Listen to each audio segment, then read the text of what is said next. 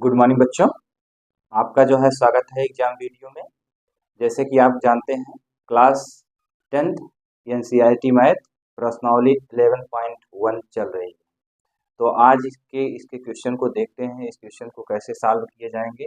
जैसे आपको दे रहा है पहला क्वेश्चन, कह रहा है दो घने जिनमें से प्रत्येक का आयतन 64 सेंटीमीटर क्यूब है के संलग्न फलकों को मिलाकर एक ठोस बनाया जाता है। इससे प्राप्त घनाभ का पृष्ठीय क्षेत्रफल ज्ञात कीजिए। यही आपका क्वेश्चन है। पहला क्वेश्चन आपको कैसे सॉल्व करना है इसको देखना है। पहले कह रहा है आपका दो घन है। अब इन दोनों घनों का जो है प्रत्येक का आयतन 64 सेंटीमीटर क्यूब दे रहा है। तो दोनों घन को पहले आप जोड़ेंगे, जोड़ने के बाद ये आपका एक घनाभ का आकार ले रहा है। तो उसके बाद उसका पृष्ठीय क्षेत्रफल ज्ञात करने के लिए आपको कह रहा है। तो चलिए ठीक है, पहले मैं आपको एक घन बना के दिखा रहा हूँ। आप पहले घन जान लीजिए।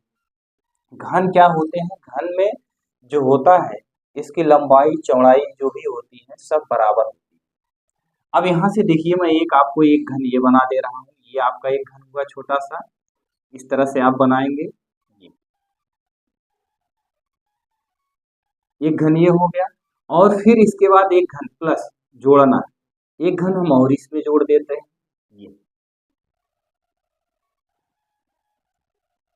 ये आपके घन।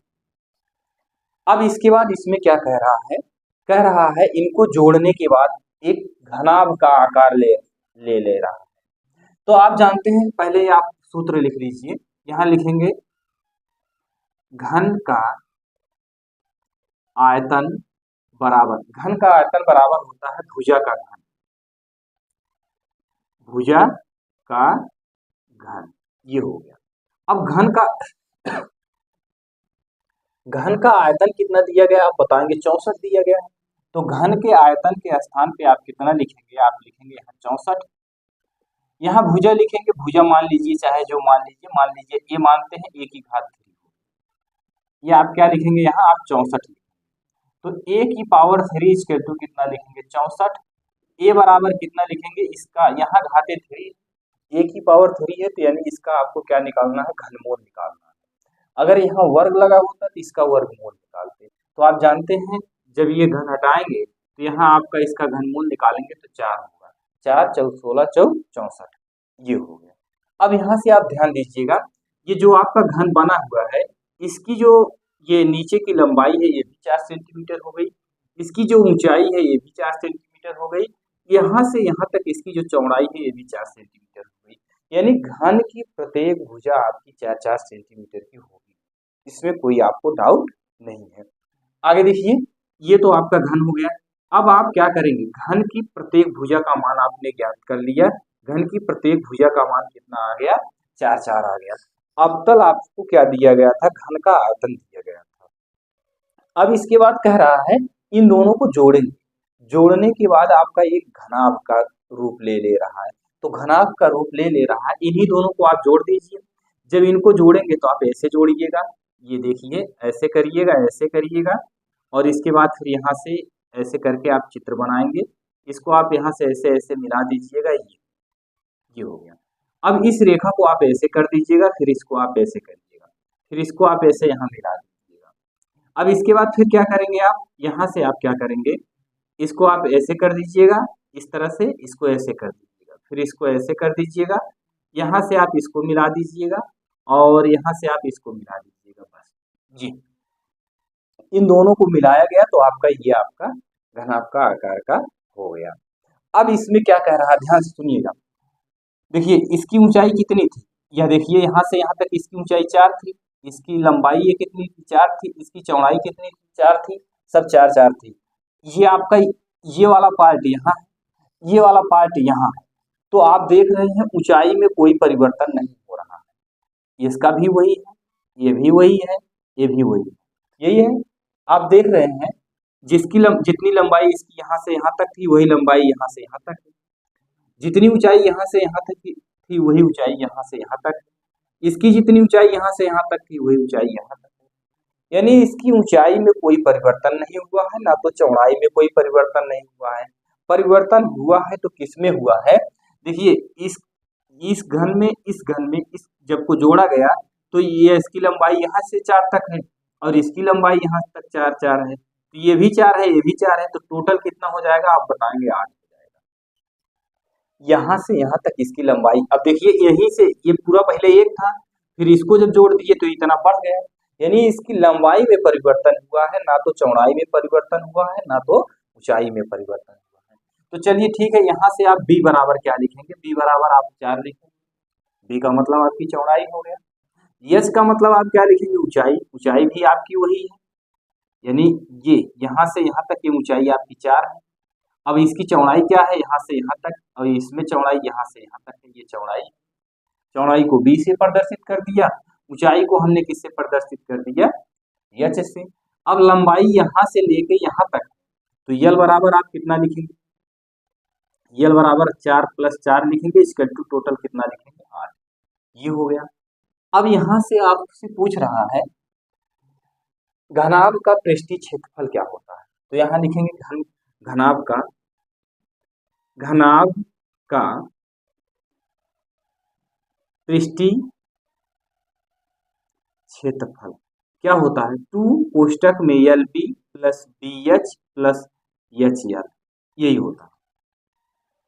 अब इसी सूत्र पे आप रख देंगे, यहाँ क्या लिखेंगे? इसको इक्वल टू करेंगे 2। L की वैल्यू कितनी है आप बताएंगे? 8। B की वैल्यू कितनी है? B की वैल्यू कितनी है? 4 प्लस यहाँ B है, B की वैल्यू 4 रखेंगे, गुणे H की वैल्यू कितनी है? 4 है, यहाँ से 4 रखेंगे, प्लस H की वैल्यू कितनी है? 4 है, L की वैल्यू कितना है? 8। यहाँ क्या लिखेंगे? 2 कोष्टक में 8 चौक कितना होगा? 32 होगा, 4 चौक कितना होगा? 16 होगा, 8 चौक कितना होगा? 32। ये यही हो गया। अब इसके बाद आपको क्या करना है? यहाँ लिखेंगे 2, ये देखिए 2 6 2 8 8 2 10 का 0, हासिल 1 3 1 4 4 3 कितना हो गया? 7, और हासिल 1 8। अब इसके बाद इसका इसमें गुणा कर दीजिए, 8 दूना कितना होगा? 16, 160 सेंटीमीटर स्क्वायर आ गया आपका, 160 सेंटीमीटर स्क्वायर। ये उम्मीद है आपको क्वेश्चन समझ में आ गया होगा। 2 घन थे, दोनों घनों को आपस में जोड़ा गया था, प्रत्येक घन का आयतन 64 सेंटीमीटर क्यूब दिया था, और जोड़ने के बाद ये घनाभ का आकार का रूप ले रहा था। तो घनाभ के आकार का रूप ये ले लिया। इसके बाद घनाभ का आकार का जब रूप लिया तो जो दो घन को जोड़े थे उसकी लंबाई में परिवर्तन हुआ, सिर्फ लंबाई में परिवर्तन हुआ। लंबाई आपको पहले लंबाई यहाँ से यहाँ तक थी, जब इसको जोड़ दिया तो इसकी लंबाई बढ़ गई। चौड़ाई में कोई परिवर्तन नहीं हुआ, ना तो चौड़ाई में परिवर्तन हुआ, ना तो ऊंचाई में परिवर्तन हुआ। परिवर्तन हुआ तो सिर्फ लंबाई में परिवर्तन हुआ। जब लंबाई में परिवर्तन हो गया तो लंबाई कितना आ गई? 4 यहाँ था, 4 यहाँ था, टोटल लंबाई कितनी हो गई? 8।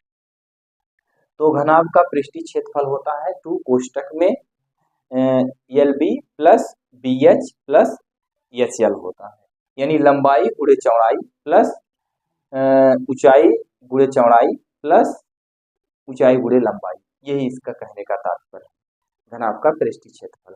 इसी फार्मूले पे रख के इस क्वेश्चन को आपने सॉल्व कर लिया। उम्मीद है यहाँ तक आपको किसी भी प्रकार की कोई समस्या नहीं।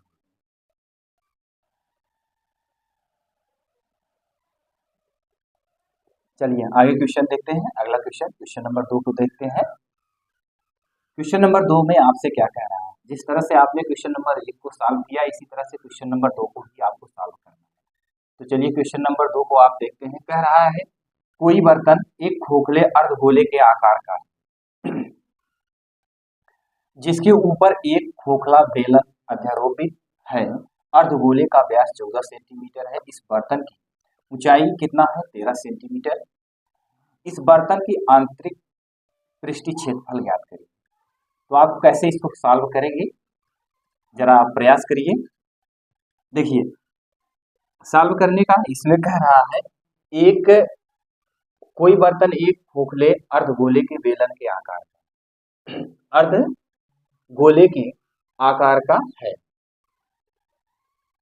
जिसके ऊपर एक खोखला बेलन अध्यारोपित है। अर्धगोले का व्यास 14 सेंटीमीटर है। इस बर्तन की ऊंचाई ज्ञात कीजिए।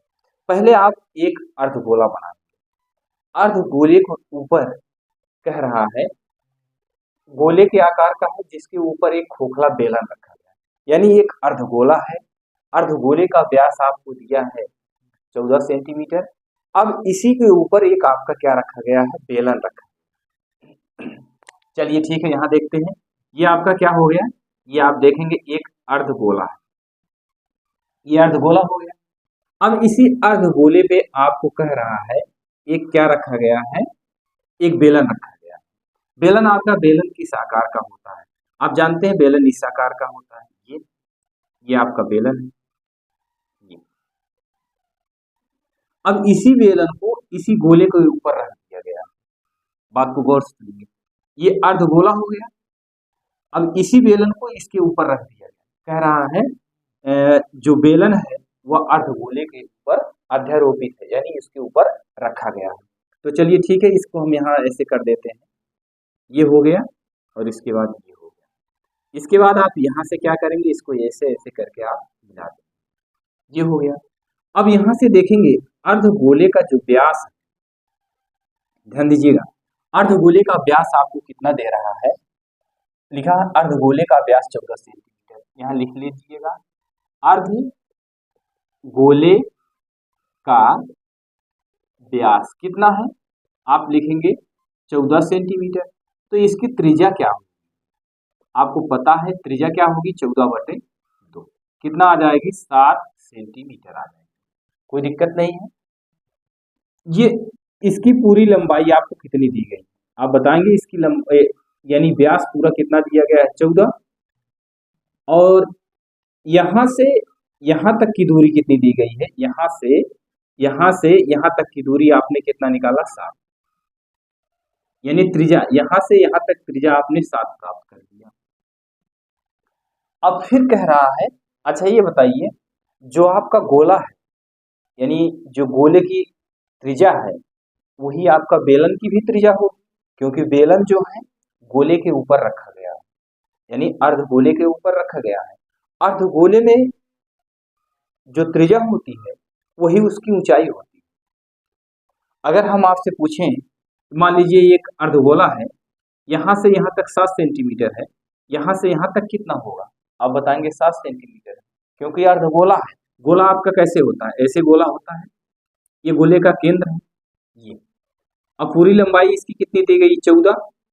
अगर यहाँ से यहाँ तक लंबाई पूछेंगे 7 बताएंगे, यहाँ से यहाँ तक की लंबाई 7 बताएंगे। अगर यही लंबाई यहाँ से यहाँ ऐसे मिला दे तो तब भी 7 होगी, चाहे यहाँ से यहाँ मिला दीजिए तब भी 7 होगी। अब ये किस आकार का है, आप जानते हैं अर्धगोले के आकार का है, तो अर्धगोले के आकार का हमने इसको इस तरह से बना दिया। अर्धगोले की जो त्रिज्या होती है वही उसकी ऊंचाई होती है। तो यहाँ तक सारी बातें समझ में आ गई होंगी। अब आगे चलते हैं। आगे आपसे क्या कह रहा है व्यास 14 सेंटीमीटर है, इस बर्तन की कुल ऊंचाई 13 सेंटीमीटर है। यानी कहने का तात्पर्य है ये अर्धगोले से लेकर और ये बेलन तक की पूरी टोटल ऊंचाई आप कितना दी गई है, 13 दी गई है। ध्यान दीजिए, पूरा कितनी दी गई है, 13। अब अगर हम आपसे ये पूछें, पूरी ऊंचाई आपको दे दी गई, अगर हम आपसे पूछे बेलन की ऊंचाई क्या है, तो ध्यान से सुनेंगे आप। यहां से लेके यहां तक, यानी कटोरे से लेकर अर्धगोले से लेकर बेलन तक की संपूर्ण ऊंचाई 13 दी गई। अब इतना तो आपको पता है, ये कितना है, 7 है। ये यहां से यहां तक आपको कितना पता है, 7 है। और ऊंचाई आपको बेलन की ज्ञात करनी है, तो 13 में से आप 7 को घटा देंगे तो बेलन की ऊंचाई पता चल जाएगी। ध्यान से सुनिएगा, यहां से यहां तक की बेलन की ऊंचाई हम h मान लेते हैं, और यहां से यहां तक गोले की जो त्रिज्या है वही गोले की ऊंचाई होती है। तो यहां लिखेंगे बेलन की ऊंचाई बराबर, बेलन की ऊंचाई कितनी दी गई है, h। तो चलिए यहां हम लिख लेते हैं h + r = कुल ऊंचाई कुल ऊंचाई किसकी, ध्यान दीजिएगा, बेलन की संपूर्ण ऊंचाई यानी बर्तन की संपूर्ण ऊंचाई, बर्तन की संपूर्ण ऊंचाई कुल ऊंचाई होती है। कुल ऊंचाई कितना दी गई है, 13। ये बताइए क्या आपको यच का मान पता, यच किसकी वैल्यू है, यच जो है बेलन की ऊंचाई, तो यच की वैल्यू आपको नहीं पता है। आर की वैल्यू क्या है, बेलन की जो त्रिज्या है या अर्धगोले की जो त्रिज्या है वही जो है वही अर्धगोले की ऊंचाई, यानी बेलन की त्रिज्या अर्धगोले की त्रिज्या जो है वही अर्धगोले की ऊंचाई। बात समझिएगा, समझने का प्रयास करिएगा। ये यहाँ हमने आपको बताया, यहाँ से यहाँ तक चलेंगे तब भी 7 सेंटीमीटर होगा, यहाँ से यहाँ तक आएंगे तब भी 7 सेंटीमीटर होगा। यही तो आपका अर्धगोला है, यही तो अर्धगोला हमने यहाँ बनाया है। अब इसके बाद यहाँ क्या करेंगे, आर की वैल्यू कितना रखेंगे, आर की वैल्यू आप यहाँ रखेंगे 7, तो एच बराबर आप कितना लिखेंगे, 13 माइनस 7। एच बराबर आप कितना प्राप्त कर लिए, 6। एच की वैल्यू आपने कितना प्राप्त कर लिया, 6 प्राप्त कर लिया। अब इसके बाद इसमें आपसे कह क्या रहा है, कह रहा है आपसे इस बर्तन का आंतरिक पृष्ठ क्षेत्रफल ज्ञात करिए। आंतरिक पृष्ठ क्षेत्रफल ज्ञात करने का मतलब हो गया आपका बेलन का आंतरिक पृष्ठ क्षेत्रफल और गोले का आंतरिक पृष्ठ क्षेत्रफल, यही आपसे ज्ञात करने के लिए कह रहा है बर्तन का आंतरिक पृष्ठ क्षेत्रफल लिखेंगे यहाँ, आंतरिक पृष्ठीय क्षेत्रफल। आंतरिक पृष्ठीय क्षेत्रफल बराबर क्या लिखेंगे, ये क्या है, बेलन का आंतरिक पृष्ठ क्षेत्रफल लिखेंगे, बेलन का आंतरिक पृष्ठीय क्षेत्रफल, यहाँ पूरा आप लिख लीजिएगा, आंतरिक पृष्ठीय क्षेत्रफल प्लस और क्या लग रहा है इसमें, अर्धगोला लग रहा है, अर्धगोले का पृष्ठीय क्षेत्रफल। क्या लिखेंगे यहाँ आप, अर्धगोले का पृष्ठीय क्षेत्रफल आप लिख लीजिएगा पूरा। हम बोल रहे हैं आंतरिक पृष्ठीय क्षेत्रफल, इस पूरे बर्तन का आंतरिक पृष्ठीय क्षेत्रफल कह रहा है, तो पहले सर्वप्रथम आप लिखेंगे बेलन का आंतरिक पृष्ठीय क्षेत्रफल प्लस अर्धगोले का आंतरिक पृष्ठीय क्षेत्रफल, ये हो गया। अब ये बताइए बेलन का, ये आपका आंतरिक पृष्ठीय क्षेत्रफल बराबर बेलन का आंतरिक पृष्ठीय क्षेत्रफल, यहाँ लिखिएगा बेलन का, आ लिखकर हमने बिंदी दे दिया, यानी आंतरिक पृष्ठीय क्षेत्रफल प्लस अर्धगोले का आंतरिक पृष्ठीय क्षेत्रफल। आप पूरा लिखिएगा, स्थान नहीं है इसलिए मैं नहीं लिख रहा हूं। बेलन का आंतरिक पृष्ठीय क्षेत्रफल आपका क्या होता है, आप जानते हैं बेलन का आंतरिक पृष्ठीय क्षेत्रफल 2 पाई आर एच होता है। अर्धगोले का पृष्ठीय क्षेत्रफल क्या होता है, अर्धगोले का पृष्ठीय क्षेत्रफल लिखेंगे 2 पाई आर स्क्वायर। अब यहां से आप देखेंगे दोनों में उभयनिष्ठ क्या है, आपको पता है 2 पाई यहाँ है, 2 पाई यहाँ है, आर यहाँ है, आर यहाँ है, दोनों स्थान पे है, तो 2 पाई को आप कॉमन कर लीजिए, 2 पाई आर, तो यहाँ बचा कितना आर, एच बचा, यहाँ कितना बचा आर। ध्यान से बात को सुनेंगे, ये तो सारी चीजें समझ रहे हैं, त्रिज्या भी समझ गए, ऊंचाई, कुल ऊंचाई में से ये कुल ऊंचाई 13 दी गई थी, बेलन की जो त्रिज्या थी और अर्धगोले की जो त्रिज्या थी वही अर्धगोले की ऊंचाई बनी। आपको इसको हमने समझाया, एच प्लस आर लिखा, एच प्लस आर का मतलब बेलन की ऊंचाई प्लस किसकी ऊंचाई, अर्धगोले की ऊंचाई, अर्धगोले की ऊंचाई प्लस बेलन की ऊंचाई। अब देखिए इसके टू कुल ऊंचाई, तो कुल ऊंचाई आपको 13 दी गई है, तो एच प्लस कितना लिख लिया हमने यहाँ 7 लिखा, ये आर की वैल्यू है, इसके टू 13, एच बराबर हमने 13 में से 7 को घटा दिया 6 आर। आंतरिक पृष्ठीय क्षेत्रफल आपको ज्ञात करने के लिए कह रहा था, तो हमने लिखा बेलन का आंतरिक पृष्ठीय क्षेत्रफल प्लस अर्धगोले का आंतरिक पृष्ठीय क्षेत्रफल। तो बेलन का आंतरिक पृष्ठीय क्षेत्रफल होता है 2 पाई आर एच, अर्धगोले का पृष्ठीय क्षेत्रफल होता है 2 पाई आर स्क्वायर। अब दोनों में उभयनिष्ठ क्या था, 2 पाई आर, 2 पाई आर दोनों में उभयनिष्ठ था, तो हमने कॉमन कर लिया, यहाँ बचा एच, यहाँ बचा आर। तो यहाँ आप क्या लिखेंगे, 2 गुणे पाई का मान 22 बटा कितना होता है 7, आर की वैल्यू आपने कितना प्राप्त किया है 7, एच की वैल्यू आपने कितना प्राप्त किया 6 और आर की वैल्यू कितनी है 7। यहाँ से 7 7 कैंसिल हो गया, 22 दूना कितना हो गया 44 गुणे 7 6 कितना हो गया 13। अब 13 गुणे कितना करेंगे 44, 13 चौक कितना होगा आप बताएंगे 52। 52 का कितना लिखेंगे 2, फिर 13 चौक 52 लिखेंगे, 52 में 5 जोड़ेंगे कितना हो जाएगा, यहाँ 5 ऐसे लिख देते 57। ये आपका इतना है। ये आपका जो दूसरा क्वेश्चन था आंतरिक पृष्ठीय क्षेत्रफल ज्ञात करने के लिए कह रहा था, तो आंतरिक पृष्ठीय क्षेत्रफल आपने कितना ज्ञात कर लिया, 572 सेंटीमीटर स्क्वायर आप ज्ञात कर लीजिए। जी यही आपका आंसर हो गया। इस क्वेश्चन में आपको कुछ नहीं करना था, एक अर्धगोला था, अर्धगोले को ऊपर आपका क्या रखा गया था, बेलन रखा गया था। इस बेलन और अर्धगोले की ऊंचाई, संपूर्ण ऊंचाई 13 दी गई थी और अर्धगोले का व्यास 14 दिया गया था, 14 दिया गया था अर्धगोले का व्यास। तो हमने त्रिज्या प्राप्त कर लिया, त्रिज्या आपकी 7 आई। जो अर्धगोले की त्रिज्या है वही अर्धगोले की ऊंचाई हो गई। तो बेलन की ऊंचाई प्लस अर्धगोले की ऊंचाई इक्वल टू संपूर्ण ऊंचाई। संपूर्ण ऊंचाई 13 दी गई है, ये देखिए। उसके बाद हमने क्या किया, एच की वैल्यू निकाला, आंतरिक पृष्ठीय क्षेत्रफल बराबर बेलन का आंतरिक पृष्ठीय क्षेत्रफल प्लस अर्धगोले का आंतरिक पृष्ठीय क्षेत्रफल, यानी हमने दोनों को फार्मूला लगाया और दोनों का फार्मूला लगाने के बाद हमने क्या किया, जोड़ दिया।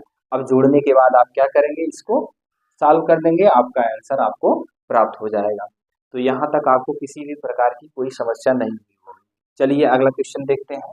अगले क्वेश्चन में आपसे क्या कह रहा है अगला क्वेश्चन भी इसी तरह से आपका है, जिस तरह से आपने दूसरा क्वेश्चन सॉल्व किया इसी तरह से तीसरा क्वेश्चन भी आपको सॉल्व करना है। तीसरे क्वेश्चन में आपसे कह रहा है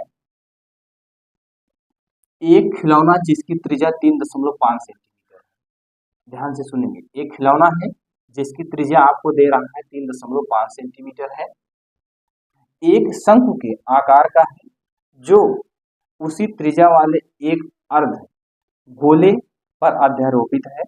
इस खिलौने की संपूर्ण ऊंचाई 15.5 सेंटीमीटर है। इस खिलौने का संपूर्ण पृष्ठीय क्षेत्रफल ज्ञात करिए। जिस तरह से आपने अभी अभी क्वेश्चन को सॉल्व किया इसी तरह से आपको सॉल्व करना है। यानी अगर आप एक क्वेश्चन को सॉल्व कर ले गए तो उम्मीद है आप सारे क्वेश्चन को सॉल्व कर ले जाएंगे, कहीं किसी भी प्रकार की आपको असुविधा नहीं। जिसकी त्रिज्या दे रहा है, कितना दे रहा है, 3.5 सेंटीमीटर के शंकु के आकार का है। तो शंकु कैसे होता है और यह किस पे अध्यारोपित है, वो जो शंकु है आपका, वो शंकु जो है एक अर्धगोले पर अध्यारोपित है। अध्यारोपित का मतलब उस पर रखा गया है। तो पहले हम आपको एक अर्धगोला बनाते हैं। ये आपका अर्धगोला, ये आपका अर्धगोला हो गया ये। और शंकु आपका किस आकार का होता है आप जानते हैं, शंकु आपका इस आकार का होता है, इस आकार का होता है। ये शंकु हो गया। अब कह रहा है एक खिलौना जिसकी त्रिज्या 3.5 सेंटीमीटर एक शंकु के आकार का है जो उसी त्रिज्या वाले एक अर्धगोले। अब देखिए इसकी त्रिज्या कितनी है, ये जो शंकु है इसकी त्रिज्या कितनी है आप बताएंगे, इसकी त्रिज्या 3.5 है। यही शंकु की त्रिज्या जितनी है वही जो है गोले की अर्धगोले की त्रिज्या है। बात को समझिए, ये जो शंकु की त्रिज्या है, शंकु आपका ऐसे बनता है, ये जो शंकु की त्रिज्या है यही अर्धगोले की त्रिज्या है। अब इस शंकु को उठा ले आके इस अर्धगोले पर प्रतिस्थापित कर देते हैं, अध्यारोपित कर देते हैं, रख देते हैं, जो भी कहिए आपकी भाषा में।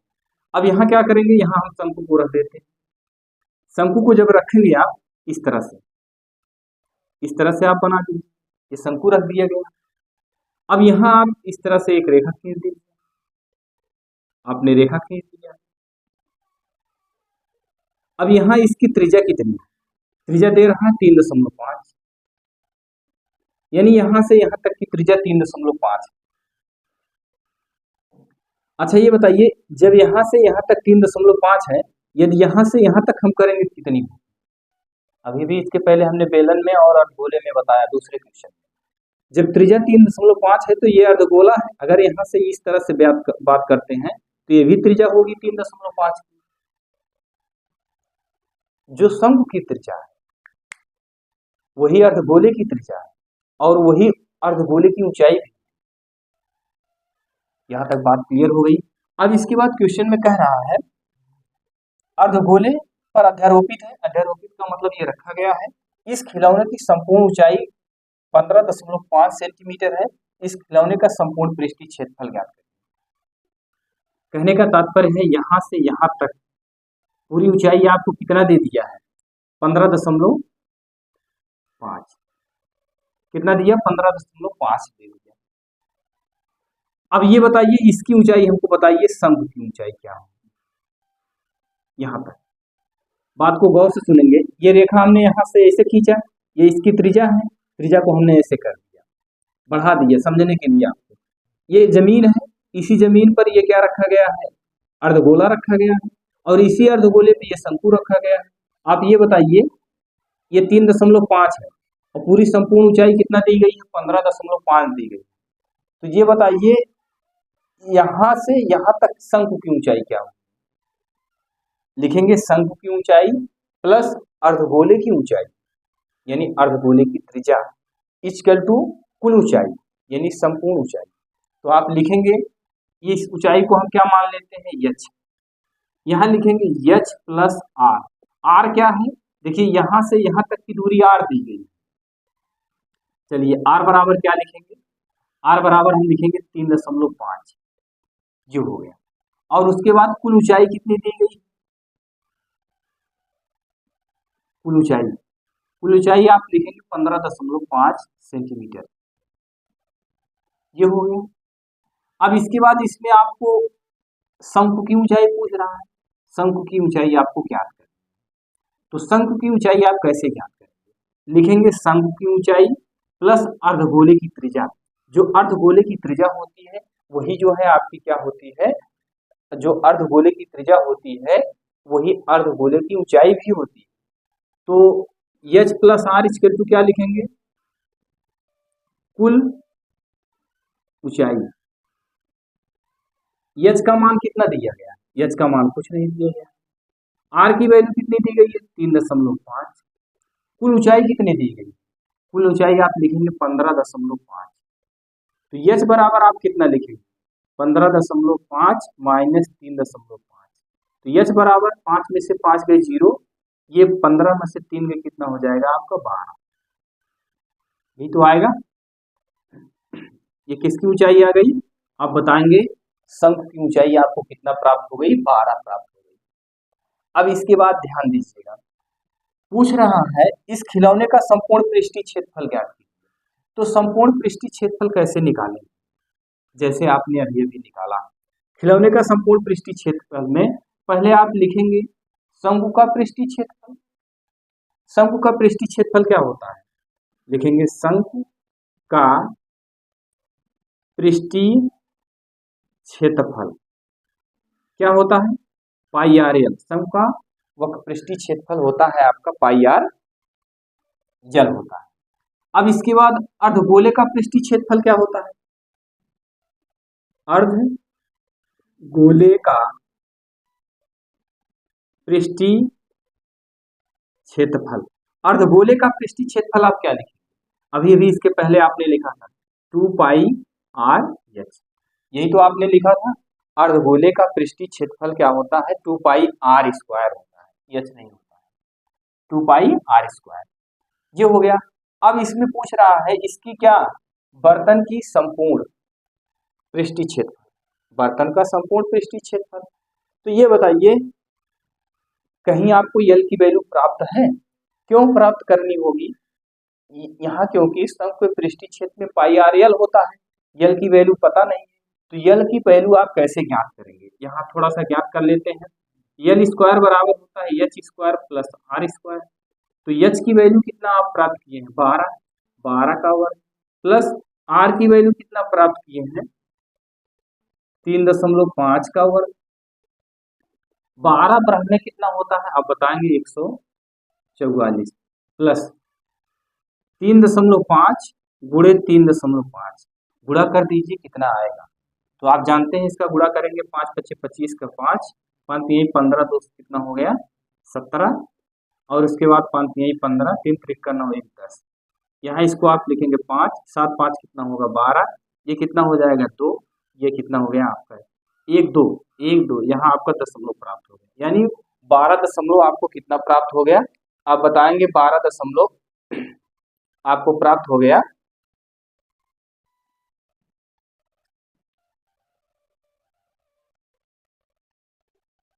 कितना प्राप्त हुआ 12.25 लिखेंगे 12.25। ये आपका यल बराबर है, तो आप यहाँ लिख लीजिए, जब यल बराबर करेंगे तो ये रूट में हो जाएगा। अब आप क्या करेंगे, इसको जोड़ लीजिए, कितना जोड़ना है 144.00 में कितना जोड़ना है आप बताएंगे 2.25 जोड़ना है। ये हो गया 0.426 हो गया, 1 हो गया, कितना आ गया आप बताएंगे 156.25 आ गया, ये रूट में हो गया। अब आप इसका वर्गमूल निकालेंगे, इसका वर्गमूल आप निकालेंगे तो आपको पता होगा कितना आएगा 12.25 आएगा, 12.5 आएगा। इसका वर्गमूल आप निकालेंगे, आपको यल की वैल्यू यही प्राप्त होगी। यहाँ तक आपको किसी भी प्रकार की कोई असुविधा नहीं हुई होगी, यल की वैल्यू आपने प्राप्त कर लिया 12.5 सेंटीमीटर, ये हो गया। अब इसमें पूरा पूछ रहा है आपका इस खिलौने का पूरा संपूर्ण पृष्ठीय क्षेत्रफल ज्ञात करिए। तो लिखेंगे खिलौने का संपूर्ण पृष्ठ, यहां लिखेंगे खिलौने का संपूर्ण पृष्ठीय क्षेत्रफल, क्या लिखेंगे शंकु का पृष्ठीय क्षेत्रफल प्लस अर्धगोले का पृष्ठीय क्षेत्रफल। देखिए स्थान नहीं है, हम दोनों का फार्मूला लिख देते हैं, पाई यहां लिखेंगे आगे शंकु का पृष्ठीय क्षेत्रफल प्लस अर्धगोले का पृष्ठीय क्षेत्रफल, यहाँ क्या लिखेंगे pi r l plus 2 pi r square, यहाँ पाई यहाँ आर, तो पाई आर को कॉमन कर लेंगे, यहाँ कितना बचेगा आप बताएंगे, यहाँ बचेगा एल प्लस यहाँ कितना बचेगा 2, यहाँ कितना बचेगा आर, यही तो बचेगा आपका। यहाँ तक आपको सारी चीजें समझ में आ रही होगी, किसी प्रकार की कोई असुविधा नहीं होगी। अब यहाँ पाई की वैल्यू आप कितना रखेंगे 22/7, आर की वैल्यू कितना रखेंगे, आर की वैल्यू आपको शुरुआत में ही दे दिया 3.5, यल की वैल्यू कितना रखेंगे, यल की वैल्यू आपने प्राप्त किया है 12.5 प्लस 2 गुणे आर की वैल्यू कितनी है, आर की वैल्यू आपने ये प्राप्त किया है 3.5 जी। यहाँ तक आपको किसी भी प्रकार की कोई असुविधा नहीं हुई होगी। अब देखिए इसका इसमें भाग करेंगे, यहाँ लिखेंगे 22 गुणे भाग करेंगे 7 तक के साथ, 7 पचे कितना होगा दशमलव आपका कितना हो जाएगा 5, 7 तक के साथ 7 पचे 35, ये हो गया। अब इसके बाद यहाँ लिखेंगे 12.5 प्लस 35 दूना कितना होता है 70 हो गया, दशमलव एक स्थान पे लग गया, 3.5 गुणे 2 करेंगे तो 7 आ जाएगा आपका, और दशमलव जब हटा देंगे तो 70 आएगा, तो एक अंक पे दशमलव लगाओगे तो 0 आपका गायब हो जाएगा। तो आप इसका इसमें गुणा कर दीजिए, 5 दूना 10, 5 दूना 10 एक 11, दशमलव एक स्थान पे लग गया यहाँ। अब इसको जोड़ लीजिए, अब इसको जोड़ेंगे 0 में 5 जोड़ेंगे तो 5 होगा, और इसको इसमें जोड़ेंगे 12/7 कितना हो जाएगा आप बताएंगे 19 हो जाएगा, 19.5। अब इसके बाद आप क्या करेंगे, इसका आप गुणा कर डालेंगे, गुणा क्या करेंगे 19.5 में कितने से गुणा करना है 11 से, तो 11 पचे 55 हासिल 5, 11 9 99, 99 5 जोड़ेंगे कितना हो जाएगा 104, यहाँ 4 लिख लेते हैं, हासिल 10 हुआ, 11 1 11, अब इसमें जोड़ेंगे कितना हो जाएगा 1 2, कितना हो गया आपका, ये आपका इतना प्राप्त हो गया, दशमलव एक स्थान पे लगाएंगे आपको यहाँ उत्तर कितना आएगा 21.4.5, ये आपका उत्तर बना 21.45 सेंटीमीटर स्क्वायर। एक बार गुणा आप चेक कर लीजिएगा, यही आपका आंसर होगा। गुणा आप इस तरह से करेंगे, कुछ नहीं करना था, एक बार पुनः सुन लीजिए। एक अर्ध गोला था, इस अर्धगोले पर एक शंकु रखा गया था, उस शंकु की त्रिज्या 3.5 थी, जो शंकु की त्रिज्या थी वही जो है आपके अर्धगोले की त्रिज्या थी, और जो अर्धगोले की त्रिज्या थी वही अर्धगोले की ऊंचाई भी थी। यहाँ तक बात क्लियर हो गई। यहाँ से शंकु की ऊंचाई से यहाँ अर्धगोले के तल तक संपूर्ण ऊंचाई 15.5 दिया था। तो हमने क्या किया, ये संपूर्ण ऊंचाई कितना दिया था 15.5, तो गोले की जो त्रिज्या थी वही गोले की ऊंचाई थी, यानी यहाँ से यहाँ तक 3.5 थी। तो शंकु की ऊंचाई हमने ज्ञात किया, शंकु की ऊंचाई प्लस गोले की ऊंचाई, गोले की ऊंचाई का मतलब अर्धगोले की ऊंचाई इक्वल टू कुल ऊंचाई। तो आप देखिए आपने क्या किया, एच की वैल्यू नहीं पता थी, आर की वैल्यू पता थी, कुल वैल्यू आप 15.5 दिया था। एच यहाँ ऐसे लिखा, आर की वैल्यू रखा 15.5 में से 3.5 को घटाया 12 आ गया। शंकु का पृष्ठीय क्षेत्रफल होता है पाई आर एल, अर्धगोले का पृष्ठीय क्षेत्रफल होता है 2 पाई आर स्क्वायर। अब इसके बाद खिलौने का संपूर्ण पृष्ठीय क्षेत्रफल पूछा था, तो पृष्ठीय क्षेत्रफल pi r l plus 2 pi r square होता है। ये देखिए शंकु का पृष्ठीय क्षेत्रफल प्लस अर्धगोले का पृष्ठीय क्षेत्रफल दोनों हमने रखा, पाई आर दोनों में मिल रहा था, पाई आर को कॉमन किया, यल यहाँ बचा, आर यहाँ से 2 बचा, यहाँ आर स्क्वायर था, एक आर बच गया। पाई की वैल्यू 22/7, आर की वैल्यू 3.5 है, कोष्टक में एल की वैल्यू 12.5 प्राप्त किए हैं, प्लस 2 गुणे आर की वैल्यू 3.5 है। तो 5 का इसमें भाग किया, 22 गुणे जब इसमें 35 3.5 में 7 से भाग करेंगे तो 0.5 प्राप्त होगा। 12.5 को ऐसे लिखा गया, 3.5 को 2 से गुणा किया गया, 7 हो गया। 12.5 में 7 जोड़ा गया तो 19.5 हो गया। 22 गुणे 0.5 का गुणा किया गया, 11 आ गया। फिर 11 गुणे 19.5 का गुणा किया गया, 214.5 सेंटीमीटर स्क्वायर। यही आपका आंसर बन गया है, यही आपको सॉल्व करना था, इसमें आपको कुछ करना नहीं था। करने का मतलब आपको ये हो गया, आपको सिर्फ गुणा करना था। जिस तरह से आपने दूसरे क्वेश्चन को सॉल्व किया उसी तरह से आपको इसको भी सॉल्व करना था। तो चलिए ठीक है, ये तो आपके 3 के 3 क्वेश्चन समाप्त हो गए। कहीं भी किसी भी प्रकार की कोई भी असुविधा आपको हो रही हो तो उसको आप कमेंट करिएगा। अब अगले क्वेश्चन को अगली वीडियो में लेंगे। अगर कहीं भी किसी प्रकार की कोई असुविधा हो तो उसको कमेंट करिए। एक बार चैनल को लाइक शेयर सब्सक्राइब जरूर करें।